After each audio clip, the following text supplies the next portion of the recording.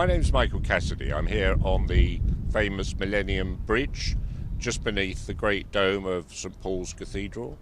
And the purpose of the film today is to show how the City of London has managed to keep its historic settings, such as the one behind me, and also become a global hub for finance. So, the City of London, the so-called Square Mile business district, clustered around St Paul's Cathedral, has grown to become a world-leading international financial and business centre, if you like, a global powerhouse at the heart of the UK's economy, right here in the middle of London.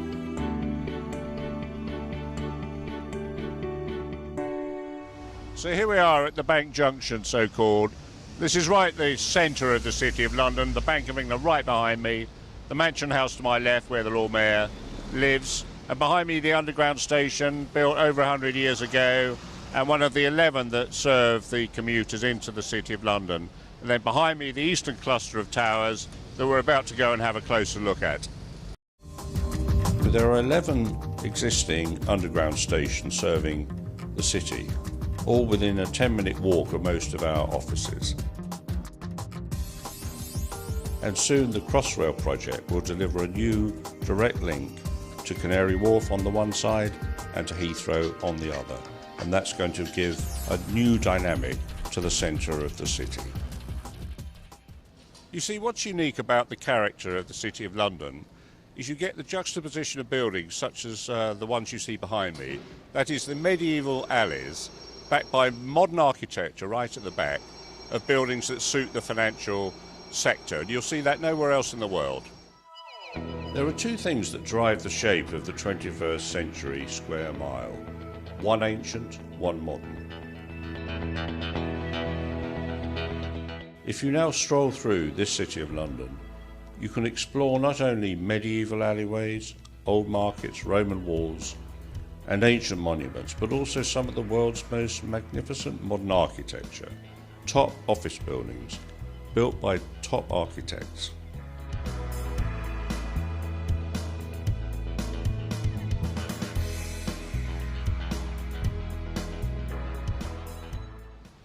So for over 70 years, strict planning policies have meant that tall buildings at the heart of the commercial district do not interfere with important views of St Paul's Cathedral. So we've kept the quality buildings free from commercial space, but allowing the commercial space where it does not interfere at all with these precious views. Over many decades, the protection of the view of St Paul's Cathedral has been an imperative at the heart of the city. We don't have French-style grand boulevards and grand vistas. It's all about the sudden glimpse, the unusual angle. It means the view you get when you move round in your daily life within the city and see something surprising and exciting. Of course, not everyone accepts that modern buildings are the right context in the City of London.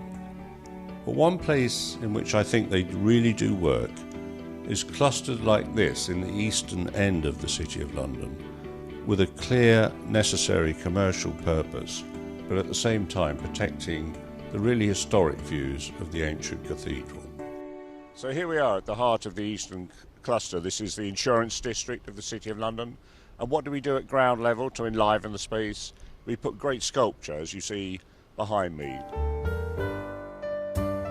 Dozens of items through the summer on show for the enjoyment of people who work and have their lunch hour and love to sit out and just get stimulated by what we're able to show here. So that's the two things together, great architecture, great sculpture.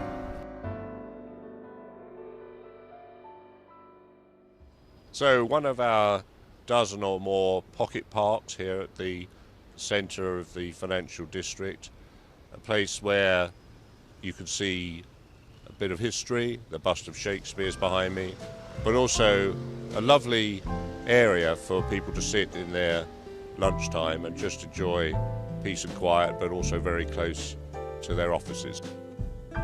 And in amongst the cluster of commercial buildings, the city has still been able to retain the over 200 gardens, plazas, churchyards and small green spaces that are a major feature of the square mile.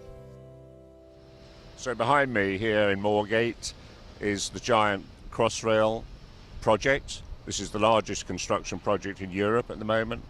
You wouldn't believe the complexity of what's going on right underneath us here, of a shaft that goes not only downwards 40 metres, but halfway down it goes sideways as well under the road. Come 2018, the new Crossrail project will build a new set of stations across central London, and the City of London will believe that this link, particularly to Heathrow Airport, is going to be essential to London's competitiveness. Crossrail is a sign of the ever-renewing infrastructure that serves 250,000 people who work in the city.